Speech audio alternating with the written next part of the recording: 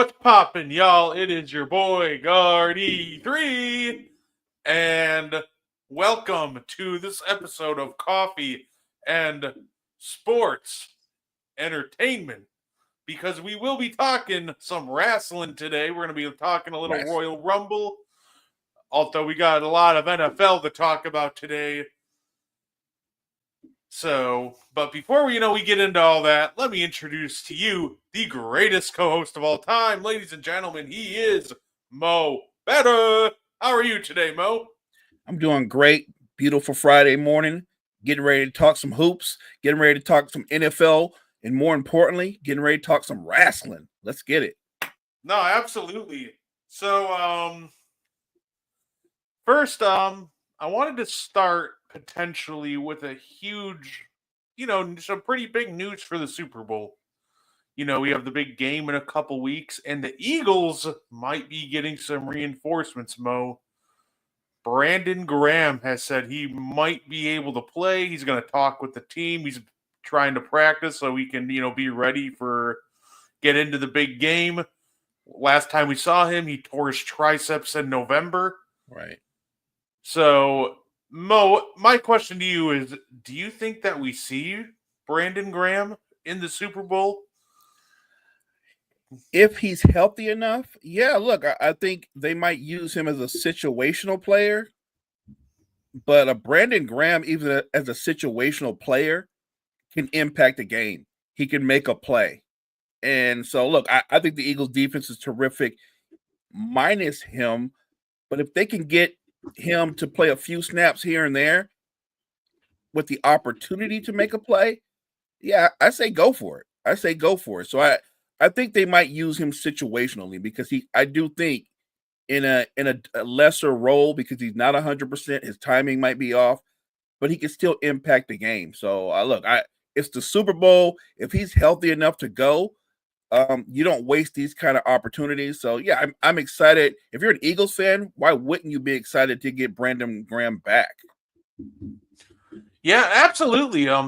He's I think even in a limited role, he'd just be coming off an injury, but even if you can get him only for like 10, 15 defensive snaps in a rotational setting, just another depth piece to add to kind of throw the Chiefs in for a wrinkle. So I think that would be a real big get for them if he's able to, if he's healthy and ready to go. But we'll see. I think that'll be real interesting. Yeah, no question. And it gives Andy Reid, it gives Patrick Mahomes something else to be concerned about, right? Like, look, their offensive line, they've found different ways to band-aid it up. But then you put out another playmaker, somebody else that can impact the pass rush, impact how Patrick Mahomes calls the game. Yeah, like I said, it literally does change things, even if he's only in there on a limited basis. No, absolutely. If I remember correctly, he was the guy that made the play at the end of the Eagles Patriots Super Bowl with the strip sack on Tom Brady. So he's known to make an impact on the biggest stage. So we'll see. And honestly, even if he doesn't play, I think this is smart by the Eagles to throw that out there to try to, maybe force the Chiefs to game plan for him. And worst case scenario, he doesn't play and you force them to kind of game plan, for him and waste a little time there. So, No doubt. and speaking of Super Bowls, Cam Newton was talking. He's doing an interview, and he said something that I think is very interesting. Hey, what's poppin', Cottrell? Absolutely, 24/7, 365. He said something very interesting though that almost goes against this whole championship or bust, mentality that everybody seems to have these days. He said, "I wouldn't trade my MVP for a Super Bowl. The MVP shows how great I was as an individual." It's Um, it's interesting to me because nowadays it's really all about everybody says like, oh, this guy would trade his MVP for a Super Bowl. Oh, it's all about winning. Super Bowl's the only thing that matters. And honestly, Mo, I almost find it kind of refreshing that somebody's just like, no, I want my Super Bowl. I mean, I want my MVP. So, Mo, what do you think about Cam Newton and wanting to keep his MVP over winning a Super Bowl?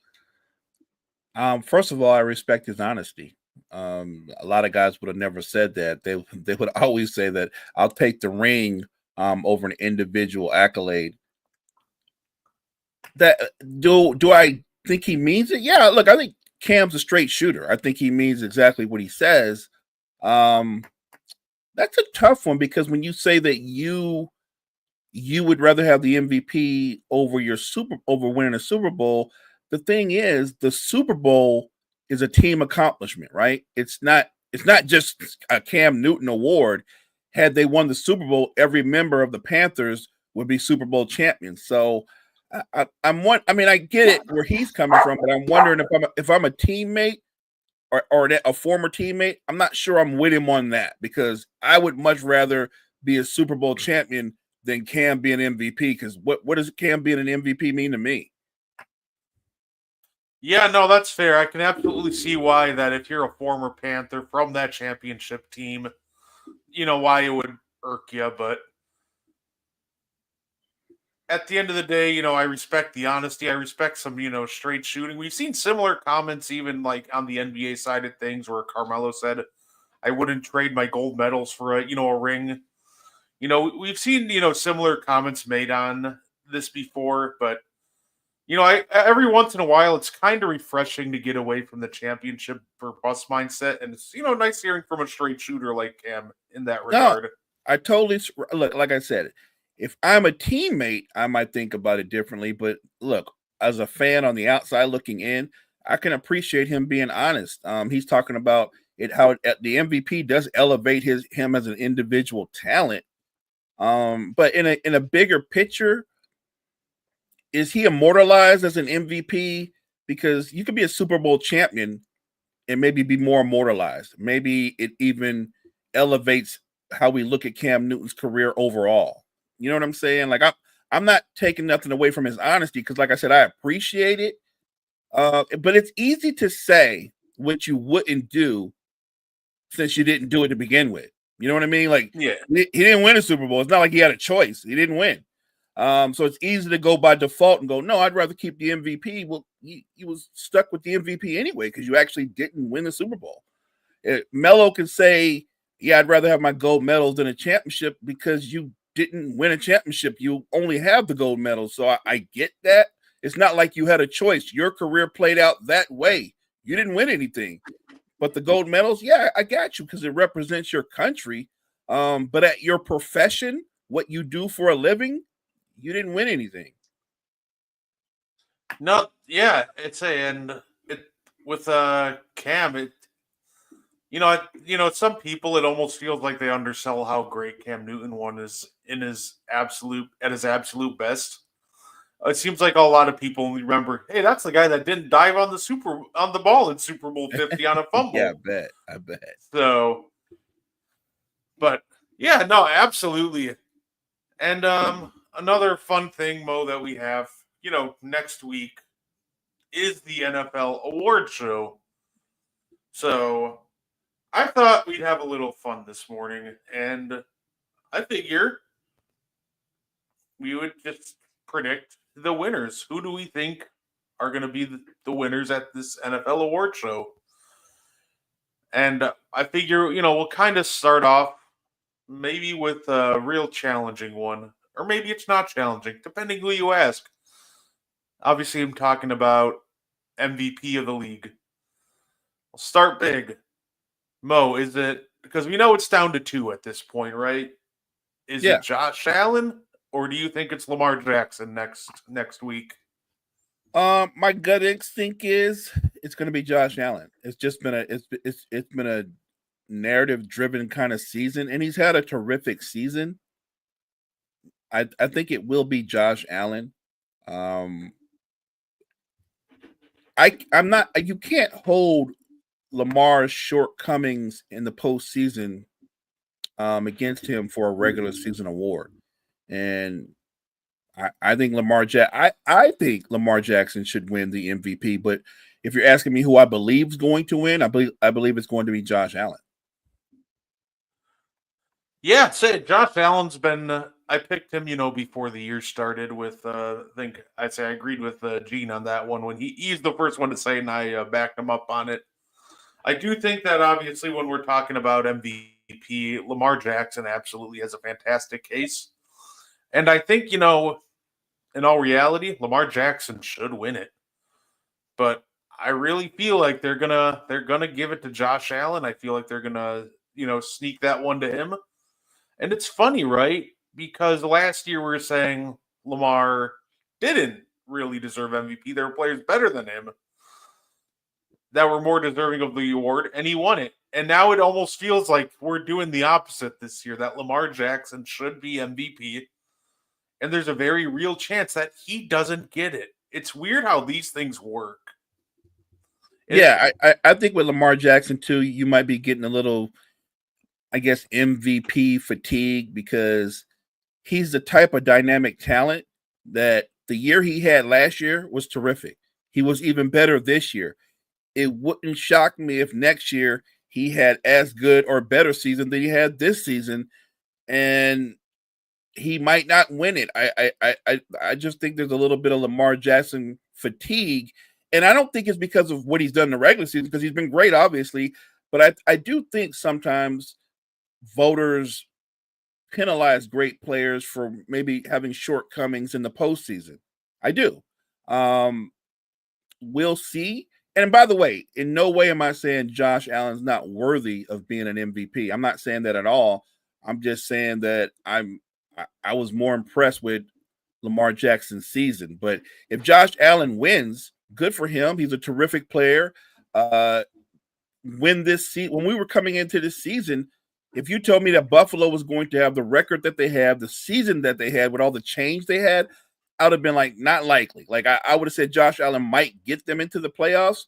But what he did went far beyond my expectations. So yeah, look, I don't think there's a bad choice in this.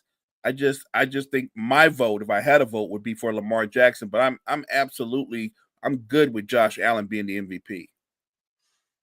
No, that's absolutely fair enough. And then the next award for that they give away, or the next one we'll talk about, Offensive Player of the Year. And now the other candidates for MVP, by the way, Joe Burrow, Jared Goff, Saquon Barkley, which all of them also had fantastic seasons. As much as I want to hate on, Jared Goff being in there, but even as a Lions hater, I can't do that. So, Offensive Player of the Year, your candidates this year: Joe Burrow, Lamar Jackson, Saquon Barkley, Derrick Henry, Jamar Chase.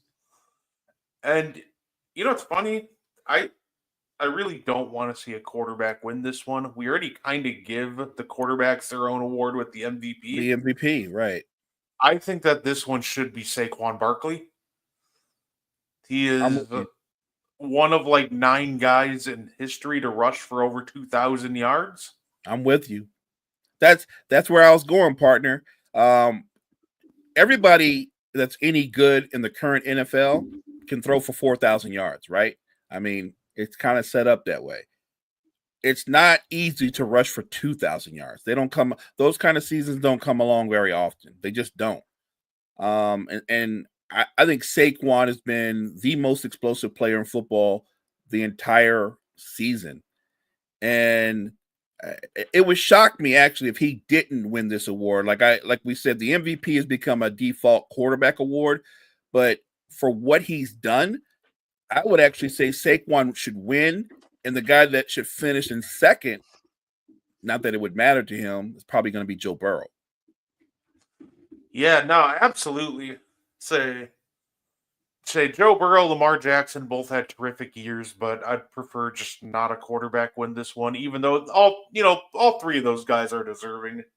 Everybody they mentioned, really deserving, but I think this has to be Barkley. Great. Defensive Player of the Year, and here are the options they give us: Myles Garrett, Trey Hendrickson, TJ Watt, Zach Vaughn, and Patrick Surtain. I'm curious, Mo. I'll let you start off with this one. Who do you think is going to be the defensive player of the year? This one's There really was a tough. point in the season for me where it was easy, and I was ready to give it to TJ Watt. I really was. But as much as we point out all the flaws that Pittsburgh Steelers have offensively, their deficiencies, I didn't think the defense was that great down the stretch either. And TJ Watt was a big part of that. Like when the Ravens rushed for 200 yards on you back to back, you're a part of that. I thought I didn't think he was really that impactful when he needed to be. He might still go ahead and win it. He's a terrific player. Don't get me wrong. And in Myles Garrett's case, it's tough because he's a unique player in that he seems to get sacks in bundles and then he kind of tapers down as the season goes along.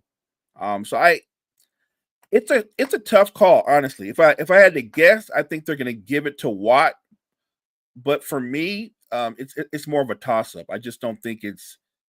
I don't think it's like that written in stone on who should win Defensive Player of the Year. Yeah, it's interesting. I think it can go a lot of different directions. The direction I would go personally, and I know this might not happen because I don't normally give it to defensive backs. Give me Patrick Surtain. Wow, that would be different. This man was just absolutely locked down.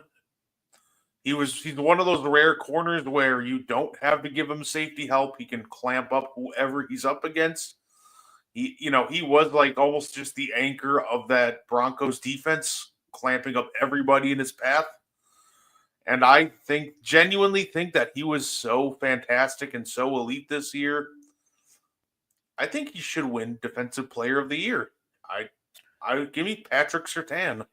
I'm not mad at that choice, partner. What I like most about Surtain is he's also not one of those corners that only plays one side of the field. If you go in motion and try to motion away from him, guess what? He's tracking you. He's going right with. I love that you can put him anywhere on any side of the field. Like, and he's versatile. He can clamp man to man, but he's also very good in space. A lot of really good man to man corners, they're not good in zone schemes. Patrick Surtain can play in any scheme and be effective in any scheme. So I'm with you. It would be a surprise if he won, but I'd love it. Yeah, I'd say I do love the fact too that they gave Zach Vaughn his respect. Going from a relative unknown when they signed him to now being in the Defensive Player of the Year candidate, just a hell of a year for the Eagles and Zach Vaughn. Just terrific year. Now this one to me, Mo, is tough as well. Why don't we just stay on the defensive side of the ball? Defensive Rookie of the Year. We got 2 Rams, by the way. So great draft by the Rams. Jared Verse and Brandon Fisk. They got Chop Robinson, Quinyon Mitchell, and Cooper DeJean as the options here. And honestly, I think they're going to go with Jared Verse on this one. I think, he had a heck of a year. And just in general, that Rams defensive line, I thought they would take a massive step back after the loss of Aaron Donald, but I think Jared Verse was a huge reason as to why they didn't. So my pick for Defensive Rookie of the Year, I'm going to go with Jared Verse on this one. I think Verse wins, but I think I would say don't sleep on the impact that Quinyon Mitchell's had. I have no problem with Verse winning, but it wouldn't shock me if Quinyon Mitchell won. I mean, I think he's just been just as impactful, but in a different scheme. So and look, let's tip our hats to the Rams. That defensive front seven, they're so young. Like it's very rare that you hit in the draft on an impactful defensive player in the same draft. Like they had one draft and they hit on a couple of players, and a lot of their other guys developed upon Aaron Donald leaving that no one saw coming. And the future's bright for them. Well, it's bright for them until these guys want to get paid because that changes everything. But yeah, I think Versus is going to win, but I think Quinyon Mitchell should get his flowers as well. Yeah, I hate seeing Cooper DeJean here just because I remember we had our wire to wire draft show, and I was asked who do I want the Packers to draft, and I immediately said Cooper DeJean. So I do love the fact that he's on here. Actually, he had a fantastic year, well deserved. I just hate that it isn't in a Green Bay uniform. Absolutely. Little salty. Offensive Rookie of the Year. Now, I feel like this one's a runaway. I feel like there's an easy winner to this one. The candidates are Jaden Daniels, Bo Nix, Malik Neighbors, Brian Thomas Jr., and Brock Bowers. And I think we can agree that the winner of this is going to be Jaden Daniels. Yeah, you really could have stopped at Jaden Daniels. I mean, respectfully, I guess the other guys should at least get their names mentioned. But this is the easiest category of any category. This is a runaway. So it's absolutely Jaden Daniels. Yeah, I definitely wanted to mention the other guys because I think Brock Bowers, I think he's going to be a special tight end. I love Brock Bowers. I just hope they get him if they get him a quarterback, he's going to take over for where Kelsey left off. Yeah, that's how talented he is. Like, he is everything we thought Kyle Pitts would be, and then some. Like, there's another name that goes with the Kyle Pitts name. I can't remember his name, but I know you will because you don't forget anything. What's the guy's name that was on the Giants, who was married to the WNBA player, who was on the Raiders? Darren Waller. A crybaby. Yeah, that guy. I feel like guys like Kyle Pitts and Waller, they're combine babies. They're combine babies. They blow you away because you're like, whoa, a tight end that could run a 4.2 or 4.3. And he's got a vertical leap. He's going to be a great vertical threat. And they never quite pan out. And look, and Pitts is still a young guy. He might need to go to a different scheme. But I think a lot of people thought Pitts was going to come in and have the impact that Bowers had, and he hasn't. It just hasn't happened for him. In Waller's case, I mean, that's a whole nother thing. The guy straight left the game. He was I don't even know what to say to that. Like, he just walked away. The guy's still like 26, 27 years old. He's done. But look, I think Brock Bowers I'm with you. He's a special talent. If the Raiders can get him a QB, Brock Bowers is going to put up numbers like Travis Kelce or George Kittle. He's going to be somewhere in that mix, maybe even better than both. No, absolutely. And also, both receivers mentioned as well. Obviously, we saw what Bo Nix did, and he was great. But I think Brian Thomas Jr. is going to be special. So is Malik Neighbors. I think both teams kind of nailed those picks. Now they just got to get the right pieces around them. But I think there's a legitimate argument for Brian Thomas Jr. to be a Pro Bowler this year. Over, he was that good. He was that impactful. For a Jags team that was completely dysfunctional all year, their one constant was the rookie, and he was just that great for them. I think the Jags haven't gotten a lot of things right. They got things right drafting Thomas Jr. They got that right. And what they need to find a way to do is get Sunshine back on the right track because he came into the league with all that fanfare of going to be an elite quarterback. I don't think he's been a bust. I just don't think he's been an elite quarterback, not to this point anyway. No, I can definitely agree with that. I wouldn't call him a bust either, but he hasn't lived up to that generational label. It kind of shows the dangers of putting that label on a quarterback. It does. You know what? I hate when we put that label on anybody, actually, be it a quarterback in the football or a young player coming straight out of high school or college in basketball, where we go, he's transcendent. He's going to come into the league and be dominant or be a top 5 player within the first year or two of his career. I hate when we put that kind of weight on their shoulders. No, fair enough. And Yeah, say. By the way, before we move, I was watching some of the stuff from the Senior Bowl, which was kind of interesting. The 1v1 reps. Although the big takeaway, which I found kind of funny, is I some of these like young wide receivers are just doing way too much. I'm watching these 1v1 reps with these wide receivers, corners, and they're just chopping their feet, going absolutely nowhere for 2 seconds. I'm like, dude, at the NFL level, 2 seconds, the ball's out. Like, I need Right. you to move up the field at some point. Um, Comeback player of the year. So we have Joe Burrow, Sam Darnold, J.K. Dobbins, Patriots Christian Gonzalez, and Damar Hamlin. Whew, this one's kind of tough.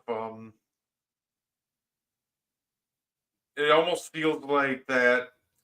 I'm not sure which way to go with this. I think there's a lot of great candidates. I feel like the winner should be Sam Darnold, though.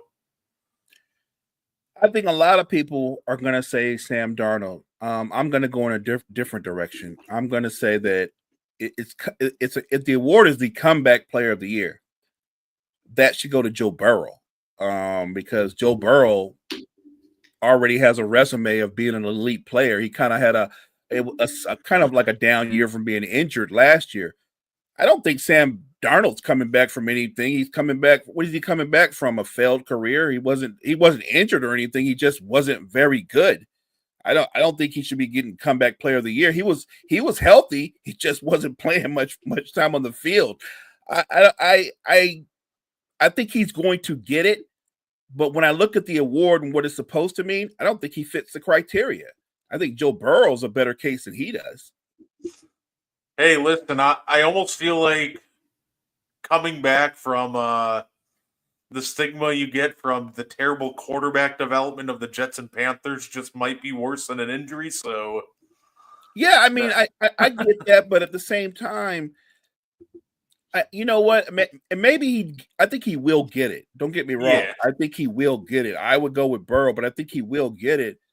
He kind of reversed his own success the last couple of weeks of the season, and he looked like Sam Darnold from the Jets and from the Niners. And I don't know what he's going to be going forward. I think Sam Darnold has proven he's a capable quarterback. He might be the ideal bridge quarterback for a franchise, but I don't think he's anybody's franchise quarterback. yeah, no, that's fair enough, and I actually do agree with you with the spirit of the award. It probably should be Joe Burrow, but I think it will be good old Sam.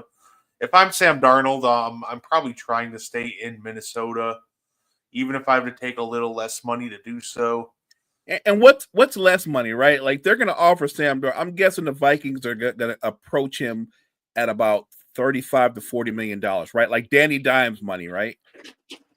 Is he going to be insulted by that? Like that's Danny Dimes. That's more money than you ever was going to make in your career. Like if they offer him that, he should jump at that. My gut feeling is I think the Vikings, they're in a very similar situation to the 49ers, except that they've got JJ that they drafted, right?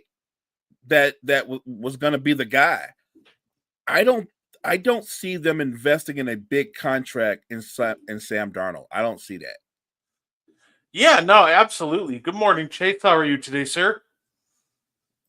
Yeah, it's tough with that, obviously, because like, do you play JJ McCarthy next year because he's coming off an injury after like three preseason games?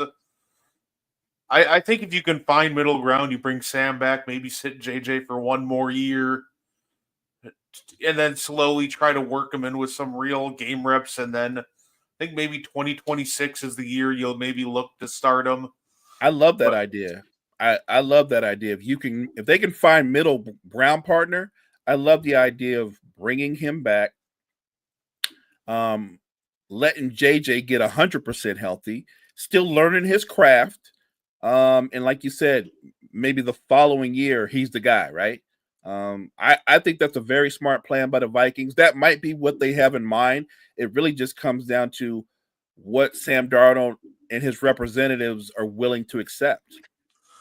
yeah, I would say if anything, I think in the regards of like a 1 year contract or like a 1 year contract, you can pay Sam Darnold some extra money then because if you're the Vikings, who are you really paying this upcoming year? That's So facts. That's facts. I think you throw a little extra money Sam Darnold's way. You develop JJ McCarthy, which should be priority number one anyway, regardless. And then maybe in 2026 season, you have a ready quarterback. You got Sam Darnold paid, and everybody's happy, and he has a chance for another big contract if he has a great year. Now, this one is interesting. Coach of the year. We got Andy Reid, Dan Quinn, Sean Payton, Kevin O'Connell, and Dan Campbell. Call me crazy, because it almost feels like it's I think you could easily give it to Andy Reid, or you could give it to Dan Campbell, and neither of them would be wrong answers. But I think this should be Kevin O'Connell, because we expected the Chiefs to be great again. I don't think we expected what they did with 15-2, but we expected them to be great. We expected the Lions to be great. Who expected the Vikings to be great? Like, this was a team that was kind of in a state of flux after last year.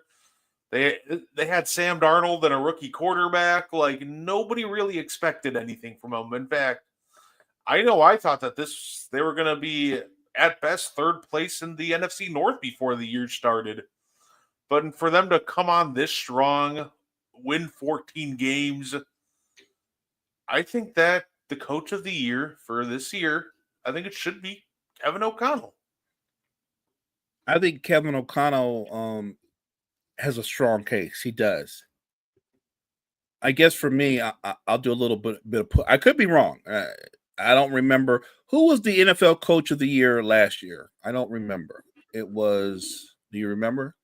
Off the top of my head, no, but I can find that real quick. The reason why I'm asking is I'm pretty sure it wasn't Andy Reid. And what I would say is, even with some of the shortcomings talent-wise, like you said, we expect the Chiefs to be competitive, to be one of the elite teams. Yeah, part of that is Patrick Mahomes, but the other part of that is Andy Reid. It's Andy Reid. He's the stabilizing force on the Kansas City Chiefs. Has Andy Reid won Coach of the Year? Because the question should be at some point, all he does is win. When does he get his flowers? So I'm wondering when did Andy Reid win Coach of the Year? And that's honestly why I wouldn't be mad if he did, because actually the answer, I'm looking at it now, it was Kevin Stefanski last year. Okay, there you go. Right, okay. But when did Andy Reid win it? We expect a lot from the Chiefs, but we don't acknowledge the man at the top, right? Yeah, no, he's never won it.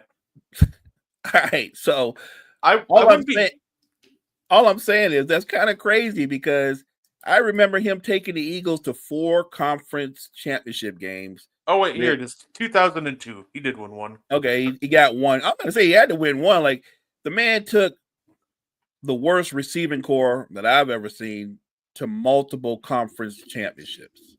And then he goes out in Kansas City, and they're competitive. They're a playoff contender with Alex Smith. All I'm saying is I feel like he's had so much success, we kind of overlook the kind of coach that he's been. So I have no problem with Minnesota's coach and winning because of what he did in a season where we thought the Vikings were going to be maybe 500 or less. I'm just saying that Andy Reid finds a way to keep the Chiefs on track to be a team that basically lives in the Super Bowl. Yes, no, that's fair, and I would not be mad at all if Andy Reid or Dan Campbell won. I think they both also have a great case. It's so weird looking at the Coach of the Year list and seeing names like Jason Garrett and Matt Nagy on there. But yeah, absolutely. And then the last award they have, Assistant Coach of the Year. And I think this one's kind of interesting because it's all just straight head coaching guys who pretty much became head coaches this offseason, which is fair. They have Joe Brady, Vic Fangio, Ben Johnson, Aaron Glenn, or Brian Flores. And honestly, you know what? I think once again, this is another situation where I don't think that there's a wrong answer, but it almost feels like that it's either Ben Johnson or Joe Brady, right? Like I feel like it's gonna come down to those two for the finalists. I think it'll be Ben Johnson and I think it'll be Ben Johnson and Aaron Glenn. What Aaron Glenn was able to do with the defense, with all the losses that they had on that side of the football, still be able to hold that group together. It was pretty impressive. But I do think ultimately it's so close. I'm with you. You started off by saying there's no wrong answer in this group, this particular group. I don't think there's a wrong answer. I think they're all deserving. Yeah, and I think they'll end up going with Ben Johnson. But I did want to shout out Joe Brady because of what he did with Josh Allen. Obviously, we knew Josh Allen as a kind of a reckless gunslinger, but he's worked with them, and we saw maybe the best version of Josh Allen we've ever seen. The best version of Josh Allen, maybe, guess what? He didn't put up as prolific of stats as we've seen from Josh Allen in the past. You know what he did instead? He took care of the football. He made safer reads. He used his legs more. This is a guy we watched him kind of turn Josh Allen into a turnover machine, maybe putting together his best season. Even though the stats won't say it, I think that he just helped Josh Allen author his best season. And I think he also showed Josh Allen that you can be just as impactful, maybe not numbers wise, but situational football. I think Josh Allen got a lot better, a lot more effective in situational football. Yeah, there was a couple times during the playoffs where like Josh Allen would take the check down, and I'm like, that's not the Josh Allen I know. Josh Allen I know would have tried to rip that ball into double coverage. So, yeah, it's little things, Brett. I think this version of Josh Allen learned that, you know what, I'm going to do the check down because there's nothing there. If we don't get the first down, we punt the football away, trust our defense, and we live to fight another day. I think he just has been a lot more controlled. It shows maturity and growth at this stage in Josh Allen's career. So he did a lot for Josh Allen. It would not shock me at all if Johnson should win. I think Johnson has been the architect of that Detroit offense, and it's been the explosive offense the last 2 or 3 seasons. I expect Johnson to win, but you're right. Brady deserves his flowers. And my last NFL question that I have for you, Mo. We saw names like Barkley and Derrick Henry push their respective teams to the next level.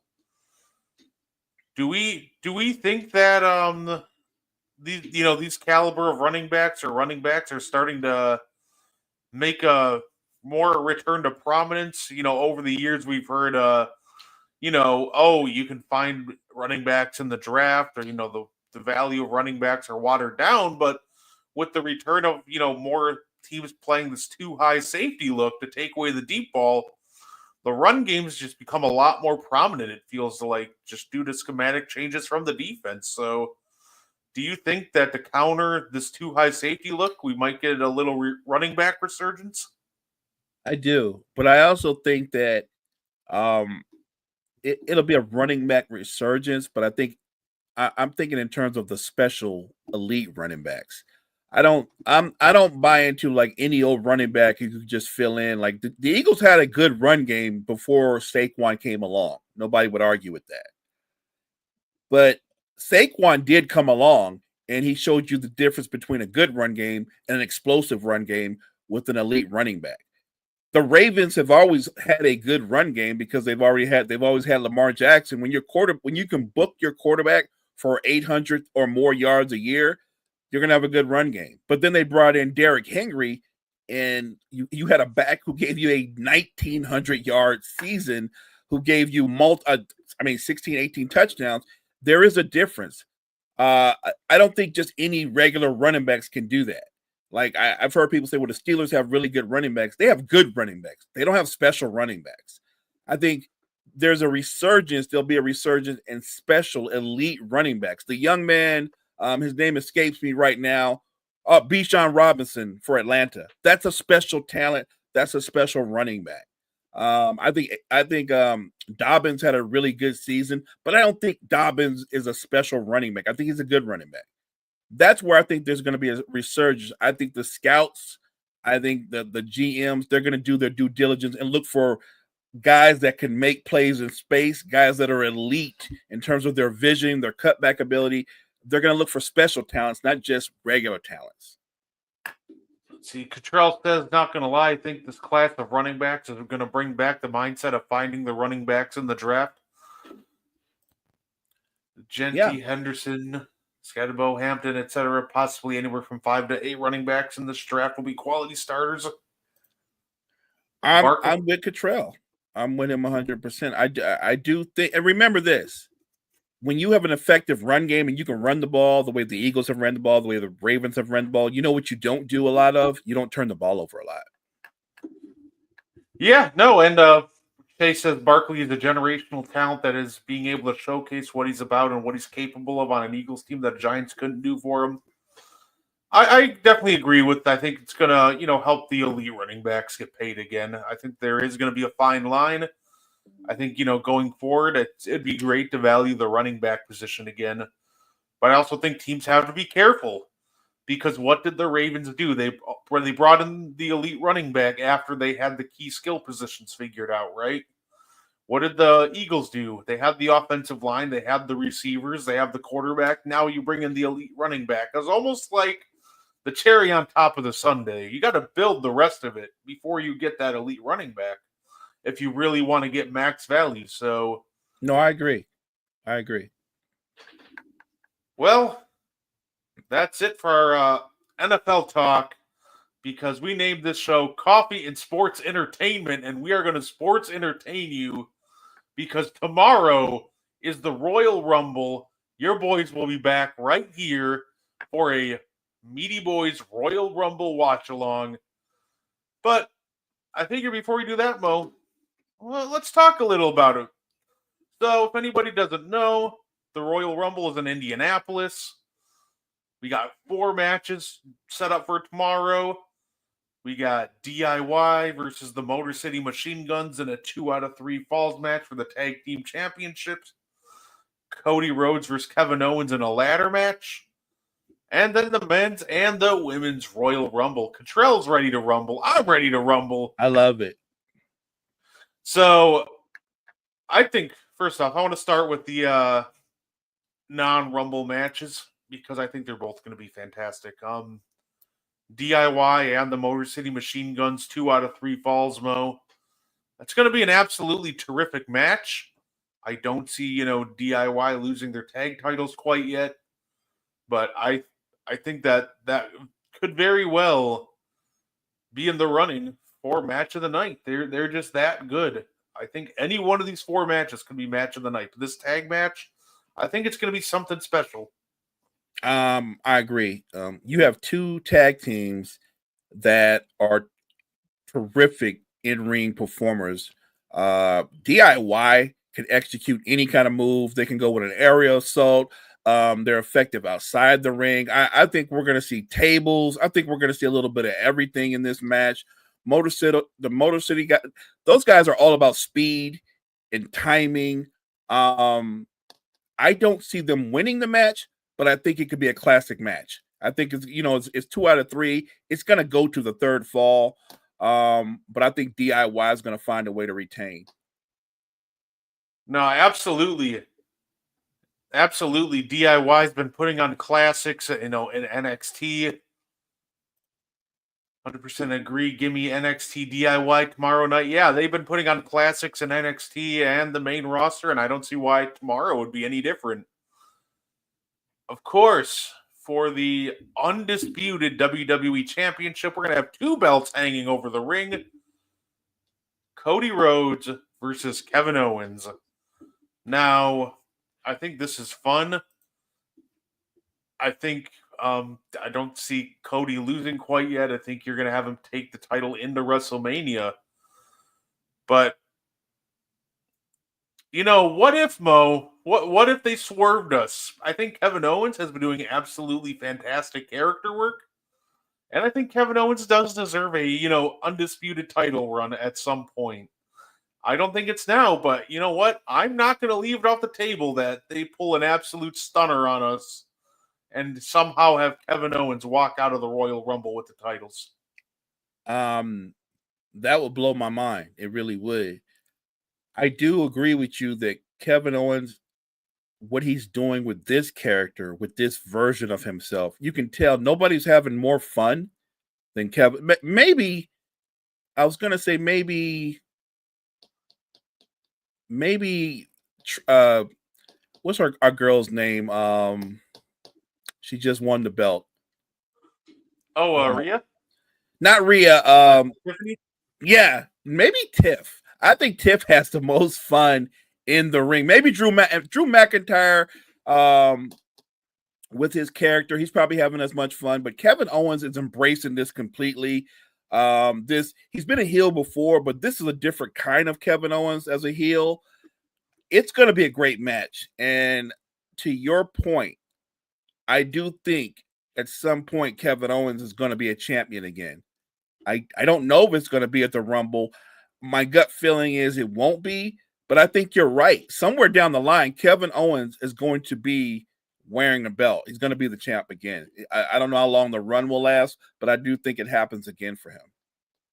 Yeah, no, absolutely. And I think an interesting side note with this Kevin Owens and Cody Rhodes feud too is Sami Zayn. Obviously, he accidentally hit Cody with the haluva kick. But, Karrion Kross has been trying to get into his ear. And we've seen the one thing with Karrion Kross. He's managed to successfully corrupt everybody he's talked to. So let's see if he can get into Sami Zayn's head. And maybe he teams and helps out Kevin Owens. And we see a reunion of that. Or maybe that's just the feud going into WrestleMania 41. We get KO versus Sami. See, Cottrell says, I think AJ Lee returns, and then I think Jeff Hardy's in the Rumble, and I have this weird feeling that Barack will be back. Kevin Owens has been fun. No, absolutely. And that's kind of where I wanted to go with these Rumble matches, right? So, we'll start with the Women's Rumble. Mo, why don't we just call our shot right now? Who do we think wins? And who do you think are some surprise entrants that we can see in the Rumble? Well, I think Cottrell hit on the head, right? Wouldn't AJ Lee be amazing, right? I'd go nuts. I would. I mean, she's one of my favorite performers. I'm hoping he's right, by the way. I hope he's right. I think there will be some more surprises. The Queen is back. Maybe she makes an appearance. I know who I want to call to win. Maybe I'm going to say maybe it's Bianca Belair. I think maybe in the Rumble you get the Bianca Belair where she becomes full blown heel. Maybe you get that. Maybe you get that from her and Naomi. Maybe it all comes out in the Rumble. I feel like something like that could happen because I think that the storytelling has been so great leading up to the Rumble to this point that there are going to be more surprises within these different factions that a lot of us don't see coming. And look, I root for it because I think she's such a great performer. I think Bianca Belair as a heel would be absolutely amazing. We'll see. Yeah, it's funny because at first I kind of wanted Bianca to win, Mo, because I think the money match is Bianca Belair versus Rhea Ripley. But I also don't want it to happen this year. And the reason I don't want it to happen this year is I think that match should be the straight up main event of one of the nights of WrestleMania when Oh, it I does agree. happen. And that's not going to happen this year. We're going to have a John Cena, retirement match, possibly The Rock, CM Punk's first Mania match in like 11 years. So I want Bianca to win kind of to face Rhea, but I think they should hold off till next year because I think that should be the night one or maybe even night two main event of next year. I'm with you. I'm with you. As for my winner this year, by the way, that was going to be one of my picks for surprise entrant. I think Nikki Bella comes back in this Royal Rumble. I think they're going to make a lot of people mad, and they're going to go a Charlotte Flair to set up Charlotte versus Tiffany at WrestleMania. Yeah, that's why I said the Queen's going to be back. The Queen's yeah, back. I think that's it. I think Cottrell says, thinks Liv would win it. Okay. I love Liv. By the way, talk about characters and having fun with the character development. Liv Morgan's killing it. Say the Rumble has 4 matches and the start time is 6 p.m. Eastern. That tells you they're going to give each Rumble match plenty of time, which will probably highlight some surprises. I agree, Chase. It's going to be fun. I'm looking forward to it. Hey, you're more than welcome to join us for our watch along. By the way, Always. So I think it's going to be Charlotte. I also think we're going to see Jade Cargill back tomorrow. Yes, that's what I mean. Jade Cargill comes back, right, Brett? You don't think she's going to go head first for the person that did what they did, and I think we find out who did it, right? We find out in the Rumble. Yeah, no, absolutely.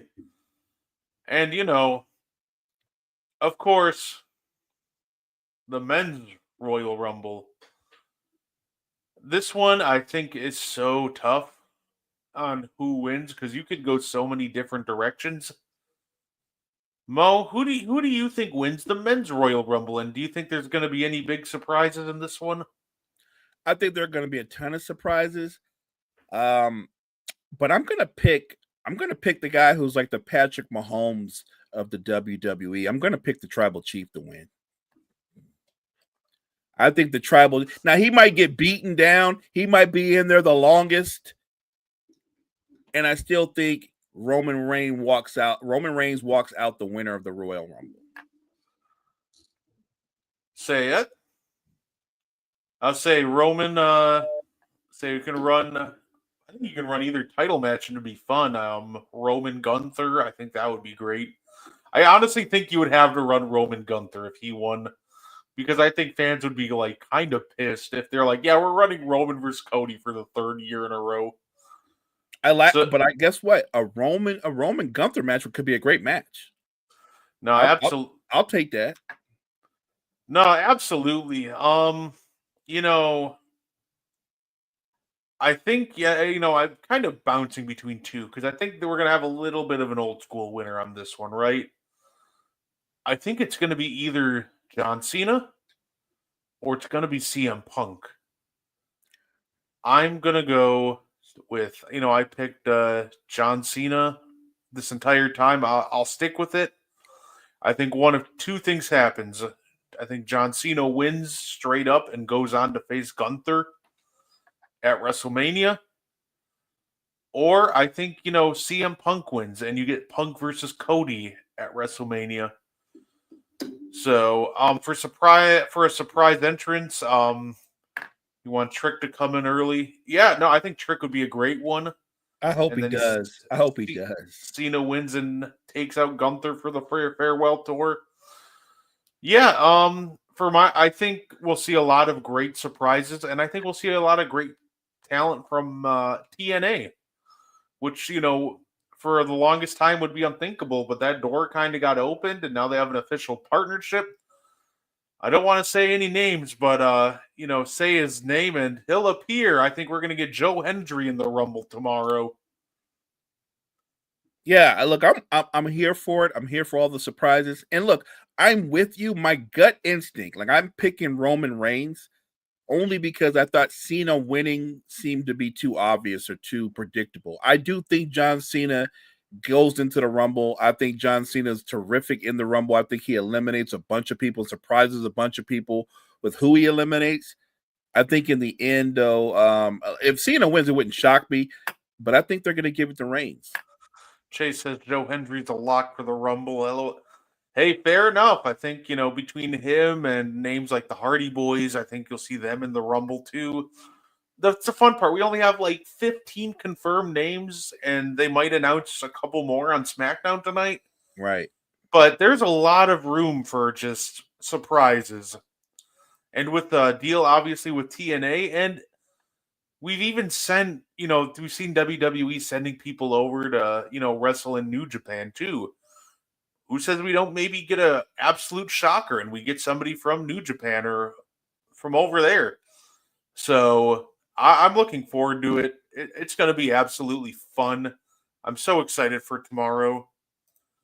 Cena coming out at, I think, yeah. It's funny because I actually watched that Royal Rumble this morning.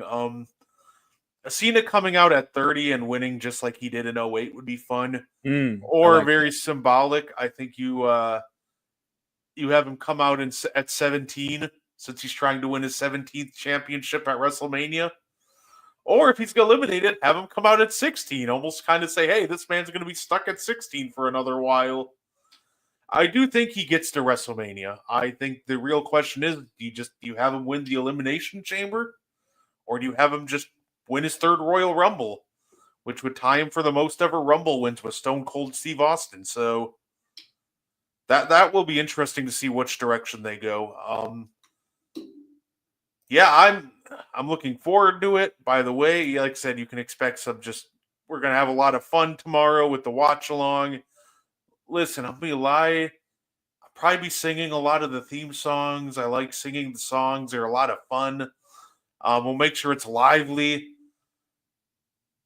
I'm guessing they'll open with the Women's Royal Rumble match, maybe, and then put the two matches in the middle, maybe go with the tag match, or do you think do you think the Women's Rumble opens the show, or do you think it's maybe the tag team match? Because I think that'll be interesting too. I think the Women's Rumble might open the show. And look, I think the Women's Rumble will not disappoint. So if you want to follow that, good luck with that. Because I think the Women's Rumble is going to be amazing. No, absolutely. I think it's going to be the Women's Rumble. Then I think they're probably going to do the tag match, and then Cody versus KO, and then you do the Men's Rumble, which it's going to be a great night of wrestling. If you're a wrestling fan, be here tomorrow, 5 o'clock Central, 6 Eastern. I've been watching old matches gearing up for this, partner. I've been getting hype.